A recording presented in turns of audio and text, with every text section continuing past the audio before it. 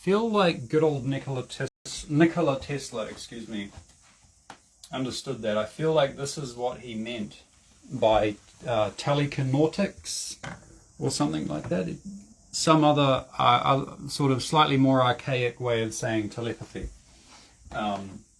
He had another way of describing it. He had another word for it. He had his own nuances that he probably derived from some natural philosophy, Philosophia Naturalis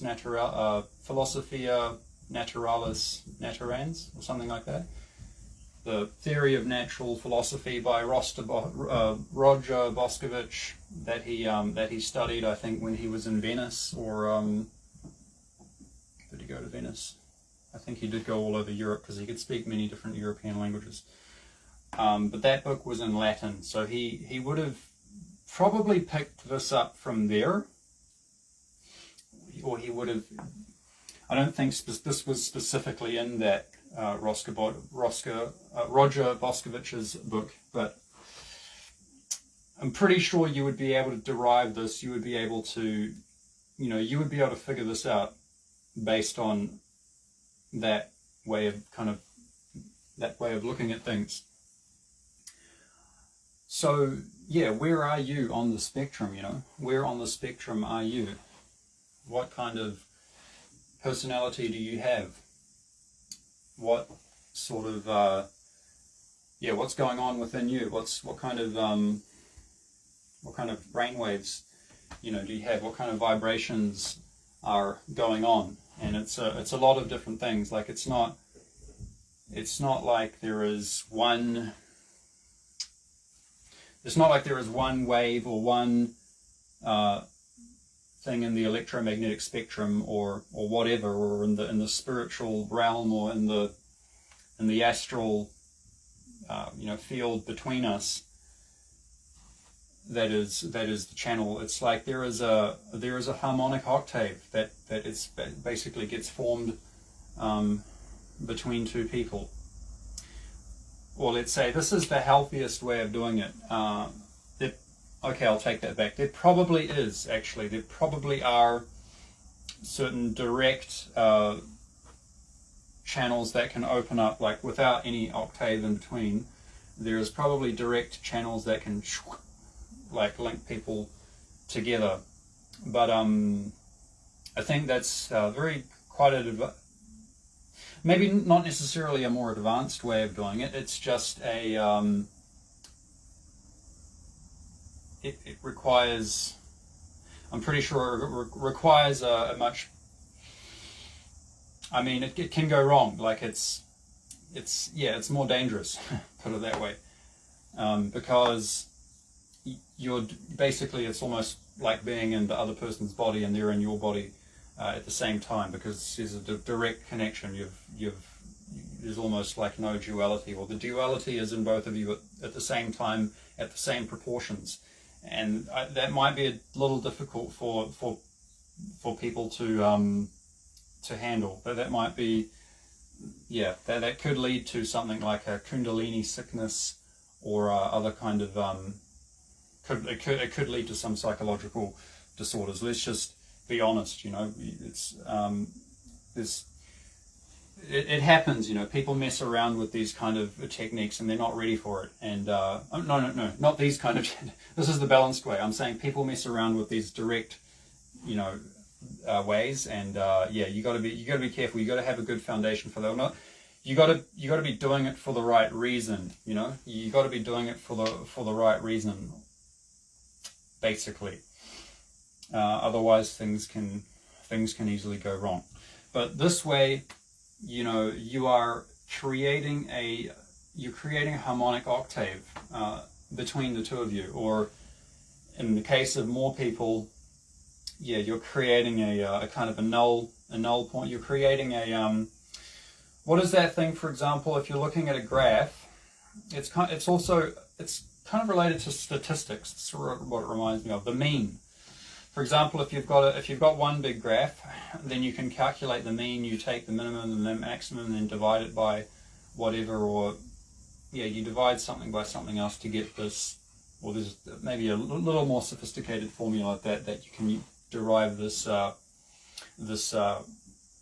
this mean. So that's kind of like what an octave is. It's kind of it's not a thing in and of itself. It's just an empty space that I'm aware of this empty space, and they're also aware of the empty space. So that empty space, it kind of becomes a significant, almost like a transfer point. It becomes a point where both of our energies can kind of interact with each other, and then we can observe them interacting, but it's not affecting us directly. Put it that way, and in the sense of the cause and effect. The causal mechanism, we set it up between us, or between a lot of people, such that the causal there is no causal mechanism, or there is not as significant a causal mechanism that's going to cause issues. You just have this harmonic octave that comes about between the two of you as a result of calibrating both of your baselines. So say like person A baseline is like that. That's where their personality is just sort of sitting at the moment, and they're able to kind of anchor they have some degree of cognitive suspension. They are able to suspend their cognition to some degree. They're able to suspend their judgment, so that is not you're not acting off of any impulses. Kind of like the ego, egoistic suspending the ego. Maybe I think that's what you could call it. That. Because thing is, at different times in the day, your brain waves might be like might be a little up, might be too down, or you're being influenced by something else, and you don't have you can't establish any sort of baseline. Okay, you can say a baseline is kind of like a ground. If you have a good baseline, you have a good grounding, but it doesn't mean you have to be necessarily grounded, touching the earth, or like electrically grounded somehow, or grounded to this or that. No, you could be floating in space and you could still establish this baseline the same way. It's just that the inputs would be a little different, and you would but when the process would be the same, just excluding certain inputs or certain influences in the environment. Then you would still establish this baseline. So when both people can establish their own baseline, the baseline is going to be slightly different. Unless if you establish the same baseline, then you're basically allowing for a direct connection where you're probably going to experience being almost like you're inside of the other person's body and they're inside of you at the same time. That might be a little too difficult for people to deal with, because then you're creating too many causal ripples that are going to continue into too many situations, and you're creating it. It's too complicated for like one little influence, or one little piece of cognitive dissonance within one person, one little confirmation bias, one little dishonest thing is going to affect both people and cause and influence chains of events and cause issues in the causal fabric of space and time. Perhaps you could say it that way. Maybe not that crazy, but in the causal mechanics of the timelines between two people. Yeah. So that's why I suggest doing it this way, and that's kind of the way that I guess I'm working on. Because you see, this way it's not a direct connection, so there's no issues it's going to be much safer, and also this is a voluntary way. The other person's going to have to agree to this. It's a voluntary, it's consensual. The other person's going to have to agree. so that's what we're aiming for. That's what I'm trying to do. That's what we're trying to develop here. We're trying to develop a consensual. Both people are consenting. it's you're both agreeing to it. You're yeah, and at the same time, it's a synchronized harmonic octave. It's not directly connected. You're just aware. You're aware of it.